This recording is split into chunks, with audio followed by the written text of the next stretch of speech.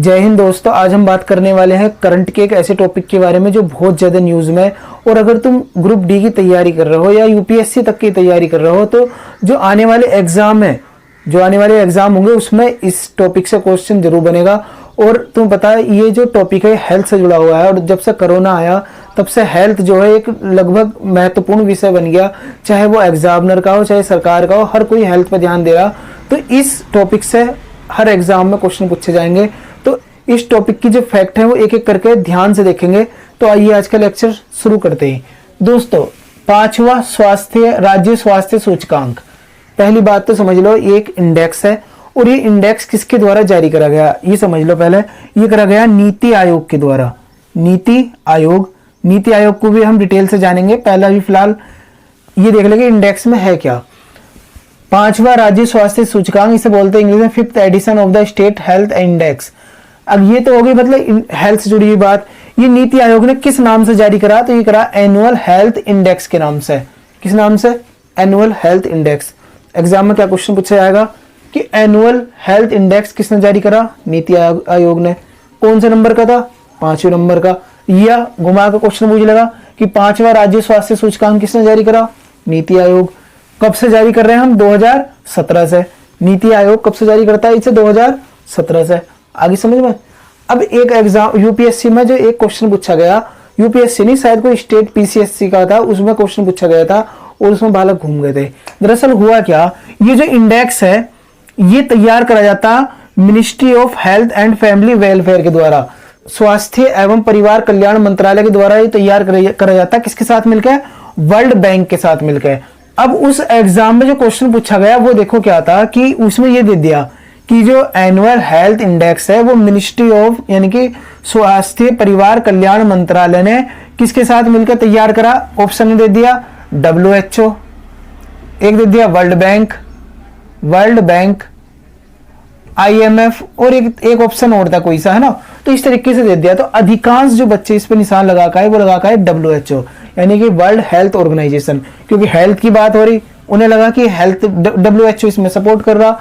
तो ये ऑप्शन गलत था, इसमें था वर्ल्ड बैंक, है ना। तो ministry of health and family welfare ने किसके साथ मिलकर इंडेक्स तैयार करा? वर्ल्ड बैंक के साथ। तो याद रखिए, इंपोर्टेंट है, ऐसे क्वेश्चन एग्जाम में घुमा के पूछ लेता। तो वर्ल्ड बैंक ध्यान से याद रखना। अब देखो इसमें कुछ श्रेणियां, मतलब इसे कैटेगराइज करा गया। लेकिन देखो लेक्चर में आगे बढ़ने से पहले मैं तुम्हें कुछ और चीजें बता दूं जो फैक्ट है ना। वो चाहे ये इंडेक्स होता है ना होता, लेकिन एग्जाम में उससे क्वेश्चन पूछा ही जाता। देखो कि भारत जो है अपनी जीडीपी का कितना खर्च करता है हेल्थ पे। जीडीपी मतलब ग्रोस डोमेस्टिक प्रोडक्ट। जीडीपी समझते हो ना कि एक सीमा के अंदर, मान लो भारत है, भारत के अंदर एक साल के अंदर, भारत के अंदर की बात कर रहा हूं, एक साल के अंदर जितनी भी सेवाएं और उत्पाद पैदा होते हैं उसे क्या बोलते हैं? उसका जीडीपी बोलते हैं। तो भारत अपनी हेल्थ पे कितना खर्च करता अपनी जीडीपी का, तो ये एग्जाम में क्वेश्चन पूछा जा सकता। तो देखो 2019 में कितना था? 1.8%। कुल जीडीपी का हम अपनी हेल्थ पे 1.8% ही खर्च कर रहे हैं। तुम अभी जब मैं बांग्लादेश और पाकिस्तान के बारे में बात करूंगा ना तब तुम देखना कितनी शॉकिंग वो है ये इंफॉर्मेशन। 2020 में हमने अपनी हेल्थ पे कितना खर्च करना शुरू करा? 1.9। लेकिन 2020 में तुम्हें पता कोरोना आ गया, तो इस वजह से थोड़ा सा हेल्थ पे हमें अपना ये बढ़ाना पड़ा और इसे कितना कर दिया गया? 2.1। ठीक है। तो अगर तुमसे एग्जामिनर पूछ ले अब कि हम भारत जो है अपनी हेल्थ पे कितना खर्च कर रहा है अपनी जीडीपी का, तो 2.1 याद रखियो, इंपोर्टेंट है ना। अब मैं जरा बात कर लेता हूं पाकिस्तान और बांग्लादेश के, दो हमारे पड़ोसी देश है ना, एक तो पाकिस्तान और एक बांग्लादेश। तो पाकिस्तान और बांग्लादेश कितना कितना खर्च कर रहे हैं ये अपनी जीडीपी का?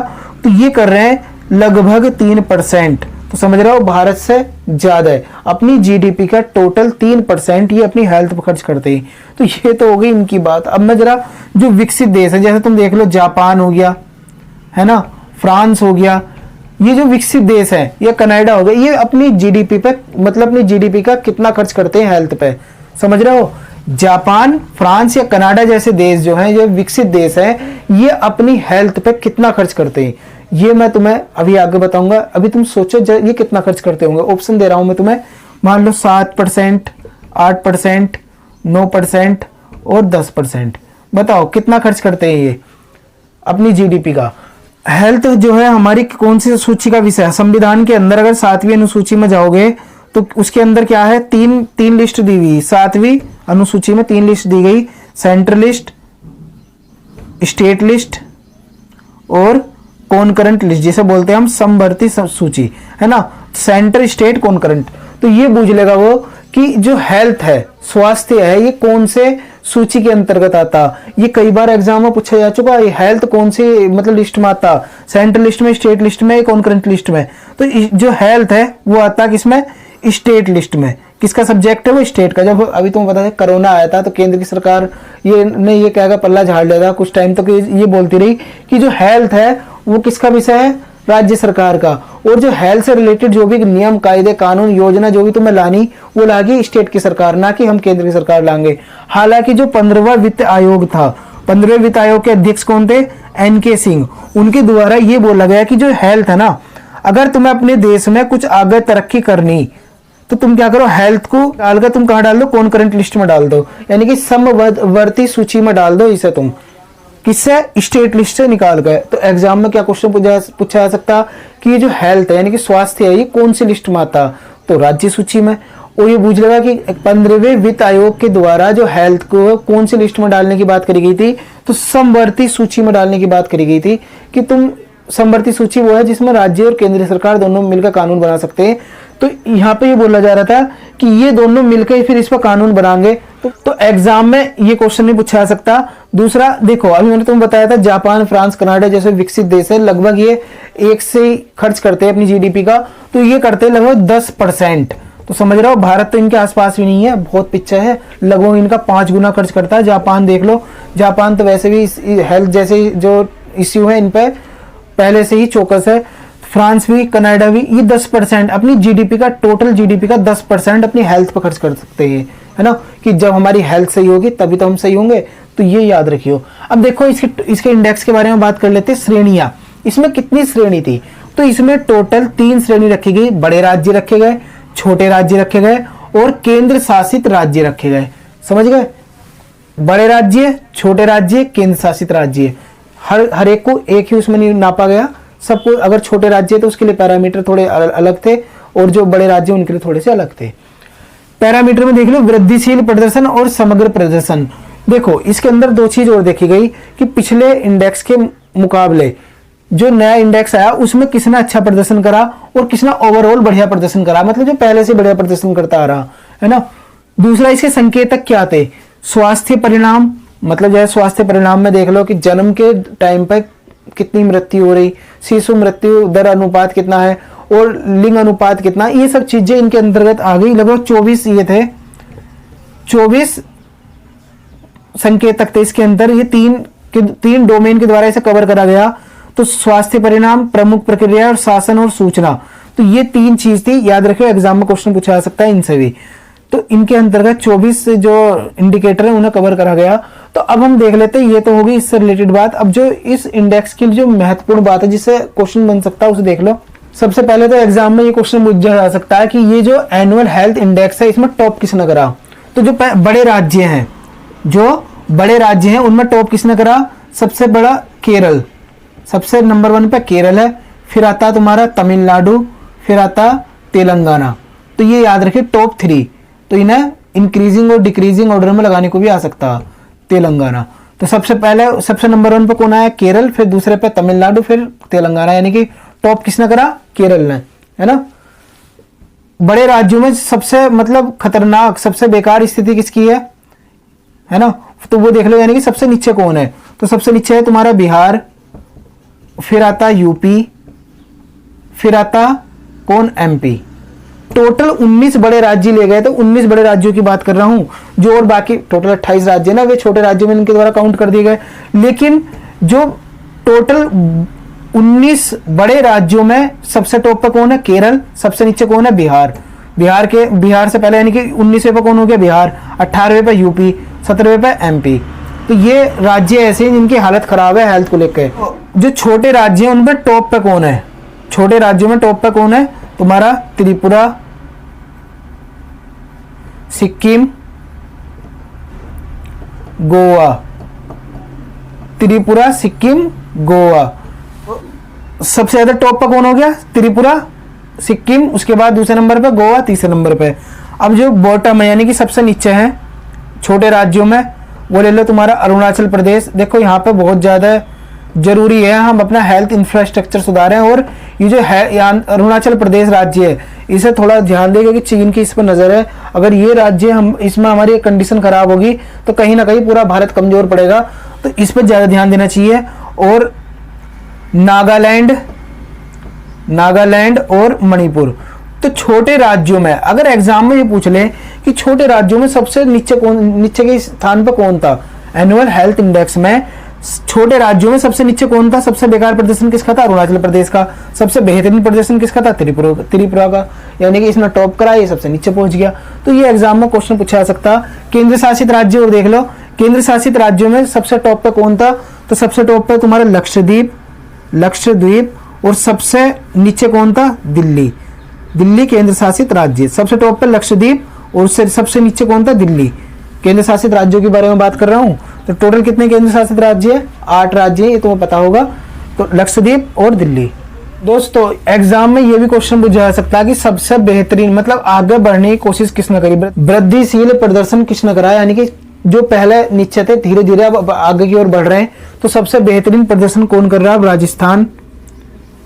राजस्थान, फिर आता तुम्हारा उत्तराखंड। यानी कि ये वे राज्य हैं, जैसे मैं देखो ये तो टॉप के राज्य हो गए, ये वे राज्य राजस्थान, उत्तराखंड, ये वे राज्य हो गए जिन्होंने पिछले वर्ष के मुकाबले अब बेहतरीन प्रदर्शन करा। हेल्थ इंफ्रास्ट्रक्चर है उसमें सुधार करा, और इस चीज को समझा कि हेल्थ एक महत्वपूर्ण विषय है और इसे सुधार कर हम देश की जीडीपी में अच्छा योगदान दे सकते हैं।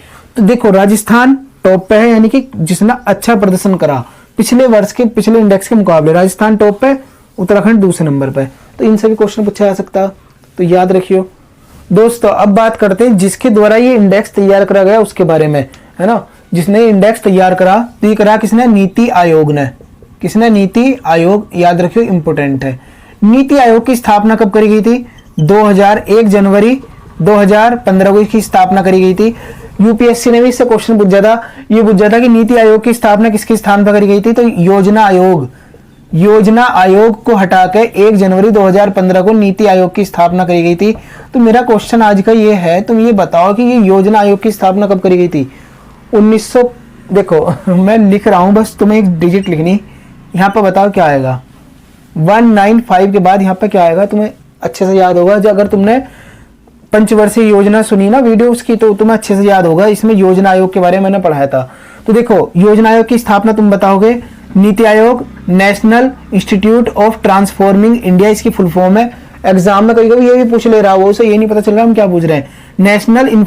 National institute of transforming India, क्योंकि बच्चे ना इन चीजों को वो कर देते हैं, अवॉइड कर देते हैं, ये नहीं देखते नीति आयोग की क्या फुल फॉर्म है। पूछी, ये एक स्टेट पीसीएस में पूछी गई थी ये। तो 2015 ये किस अप्रोच पर आधारित है, यानी कि किस सोच पर आधारित है? तो ये बॉटम टू टॉप पर आधारित है। अब ये क्या होती है bottom to top? Bottom to top या बॉटम टू अप लिख लो या टॉप लिख लो। देखो पहले क्या था, योजना आयोग ये था कि ऊपर बैठे हुए जो सरकार है नियम कायदे बनाएगी, कानून बनाएगी और सारी पॉलिसी बनाएगी, और उसे जो छोटे छोटे मतलब फिर इसे पूरे देश में फैला देगी। लेकिन यहाँ पे क्या नीति आयोग में क्या करा गया? बॉटम, यानी कि नीचे से जो नीचे का तबका ना, वो सरकार को राय देगा कि हमें क्या करना चाहिए। मान लो कोई हेल्थ के लिए कोई हेल्थ इश्यू है, तो उसमें वो जो नीचे के लोग हैं उनसे परामर्श करेगी, तब जाकर वो कोई नियम कायदे बनाएगी। यानी कि अब क्या सोच होगी नीचे से ऊपर तक, यानी कि जो नीचे लोगों की सोच है वो ऊपर तक पहुंचाना, इसकी क्या है थीम समझ लो या इसकी थिंकिंग समझ लो। तो ये एग्जाम में क्वेश्चन पूछा जा सकता है कि बॉटम टू अप ये किस अप्रोच पर आधारित है? Bottom to up. दूसरी चीज इसका हेडक्वार्टर क्या है? एनडी यानी कि न्यू दिल्ली में है, और इसके अध्यक्ष कौन होते हैं? प्रधानमंत्री इसके क्या होते हैं? अध्यक्ष होते हैं। तो दोस्तों ये था तुम्हारा नीति आयोग, और मैंने तुम्हें हेल्थ इंडेक्स भी समझा दिया। अगर इससे रिलेटेड तुम्हारे मन में कुछ भी डाउट रह गया हो तो कमेंट बॉक्स ओपन है, कमेंट करके मालूम कर सकते हो। दोस्तों मिलते हैं फिर नेक्स्ट लेक्चर में, तब तक के लिए थैंक्स अ लॉट, जय हिंद।